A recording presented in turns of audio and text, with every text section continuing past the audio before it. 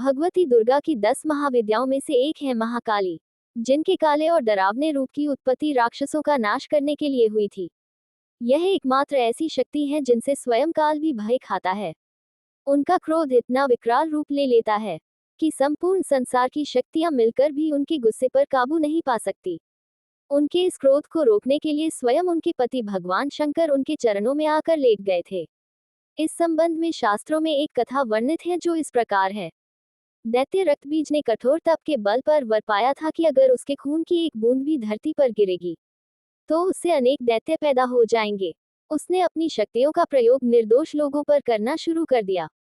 धीरे धीरे उसने अपना आतंक तीनों लोकों पर मचा दिया। देवताओं ने उसे युद्ध के लिए ललकारा। भयंकर युद्ध का आगाज हुआ।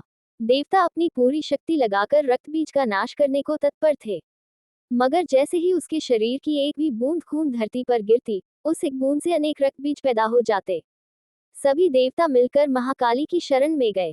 मां काली असल में सुंदरी रूप भगवती दुर्गा का काला और डरावना रूप है, जिनकी उत्पत्ति राक्षसों को मारने के लिए ही हुई थी। महाकाली ने देवताओं की रक्षा के लिए विकराल रूप धारण कर युद्ध भूमि में प्रवेश किया। मां काली की प्रतिमा देखे तो देखा जा सकता है कि वह विकराल मां है, जिसके हाथ में खप्पर है, लहू टपकता है तो गले में खोपड़ियों की माला है, मगर मां की आंखें और हृदय से अपने भक्तों के लिए प्रेम की गंगा बहती है। महाकाली ने राक्षसों का वध करना आरंभ किया, लेकिन रक्तबीज के खून की एक भी बूंद धरती पर गिरती तो उससे अनेक दानवों का जन्म हो जाता, जिससे युद्ध भूमि में दैत्यों की संख्या बढ़ने लगी। तब मां ने अपनी जिह्वा का विस्तार किया। दानवों का एक बूंद खून धरती पर गिरने की बजाय उनकी जिह्वा पर गिरने लगा। वह लाशों के ढेर लगाती गई और उनका खून पीने लगी। इस तरह महाकाली ने रक्तबीज का वध किया, लेकिन तब तक महाकाली का गुस्सा इतना विकराल रूप से चुका था कि उनको शांत करना जरूरी था, मगर हर कोई उनके समीप जाने से भी डर रहा था। सभी देवता भगवान शिव के पास गए और महाकाली को शांत करने के लिए प्रार्थना करने लगे। भगवान शिव ने उन्हें बहुत प्रकार से शांत करने की कोशिश करी।